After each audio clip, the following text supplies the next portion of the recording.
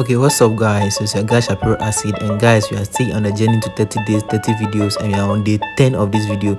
So subscribe and click on the bell icon below. Let's go guys. In this video, we'll be telling you about the 10 things middle-class people waste their money on.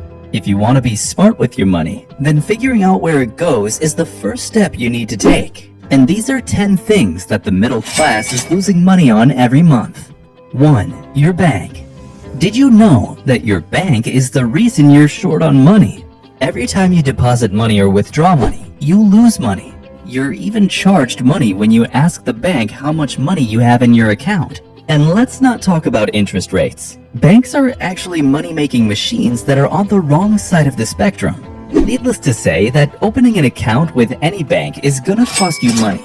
But if you're not giving your money to the bank, that doesn't mean you should start making donations either. 2. Donations. Believe it or not, but people from the middle class lose their money to donations as well.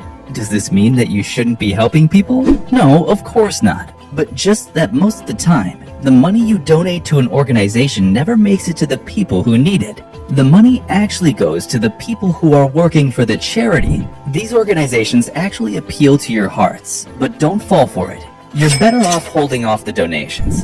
However, if you're not helping the poor, that doesn't give you a free pass to help yourself with some credit cards, which leads us to number 3, numerous credit cards. A lot of people may not know this, but credit cards are your one-way ticket to bankruptcy. How is that?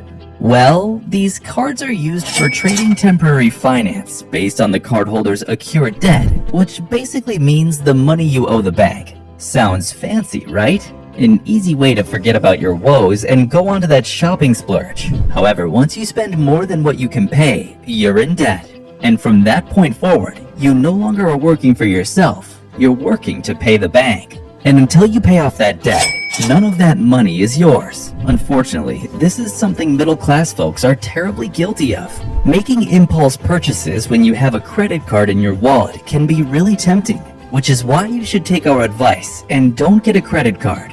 We'll be talking about why you shouldn't take any loans from the bank either later in the video, so stick around. On that note, you shouldn't be making impulse purchases regardless of whether you have a credit card or not, which leads to number 4, impulse purchases.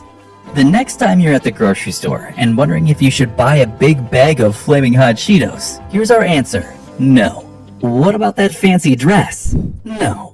Oh, then what about that rug that'll add color to your bedroom? It's a no for that as well. A lot of people out there are prone to splurging on things they don't need under the guise of a once-a-month treat. According to one study in the UK, Brits spend over £21 billion on impulse purchases in every year. But the truth is, these impulse purchases are draining your bank account. So what should you be buying then? Only things that you need. As long as you stick to the essentials, you're good. Stick to things you actually need. Everything else is just advertising companies doing their best to brainwash you.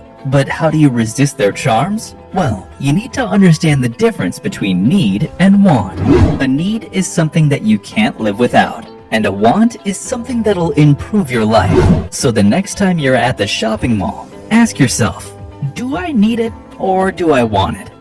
How much money do you think you waste on impulse purchases every month? Let us know in the comments. Either way, you might not have the money for it since you're gonna be paying a whole lot of taxes. 5. Your taxes. Do you think that billionaires pay more in taxes than you? Well, sorry to disappoint, but they don't. You, on the other hand, do. Middle-class people pay more in taxes. Why is that? Shouldn't it be the other way around? It's just because they're not creating the same type of value in the marketplace like Elon Musk or Steve Jobs. These are the kind of guys who get rewarded by the state for all the good work they do. That means fewer taxes. Of course, that doesn't mean you start living above your means in an attempt to evade taxes. Try keeping more of your wealth stored in the form of investments, like stocks that can't get taxed as much. 6. Trying to look rich. You don't want to be the guy who's faking it until he makes it. Do you really want to live a lie and spend all your money on buying expensive things to impress others when you can't even make your bills? Unfortunately, a lot of folks tend to fall for Instagram glamour, driving themselves into poverty. However, your goal should be to be rich, not look rich. Not living a rich life also means that you're no longer going to be wasting food or money for that matter on things you don't need or want. 7. Food waste. Believe it or not, but people waste a lot of money on food. Did you know that according to one study, the average person throws away 40% of vegetables they buy? You can also add 14% of meat and 17% of their dairy products to that list as well. So, what do you do with extra food? Well, use them.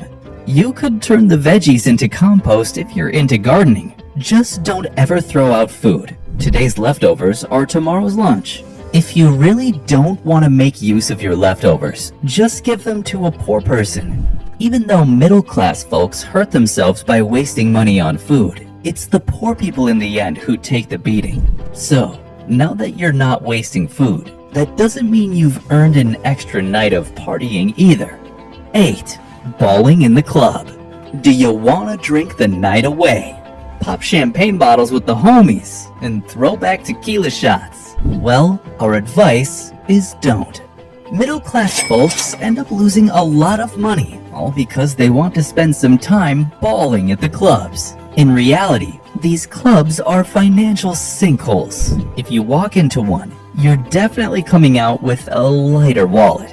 And the worst part? You'll have to spend the next month or so slaving away at your low-wage 9-to-5 to make up for that lost money. So, do you really want to put yourself through that?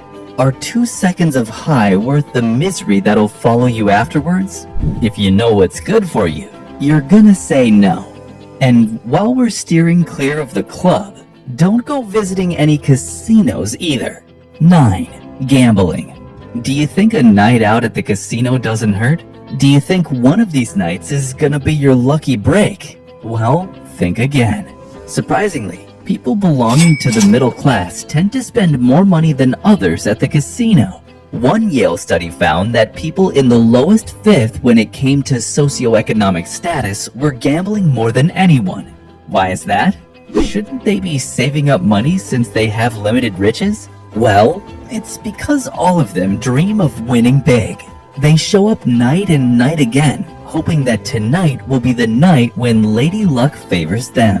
What they don't realize is that instead of making money, they're actually losing money. Just how much are we talking about? Well, according to a study in Australia, a person loses somewhere under $1,000 every year. Do you really want to be included with that bunch? If not, then stay away from lottery tickets, casinos, and car loans. Yes, even car loans are financial sinkholes. And as you can tell, that leads us to number 10, car loans.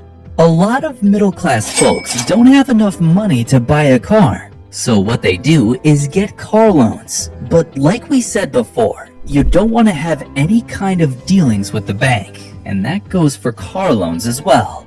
Why is that?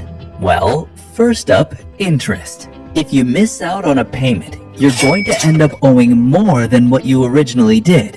And second of all, depreciation. While you're paying your loans, your car is actually losing its value and is probably not worth the price tag. So, what should you do? Stick to public transport, of course. Thanks for watching this video. We hope you enjoyed it, and if you did, give it a thumbs up. And don't forget to click that subscribe button and hit the bell icon. Make sure to enjoy our other videos too. We'll be back soon with another video. Until then, peace out.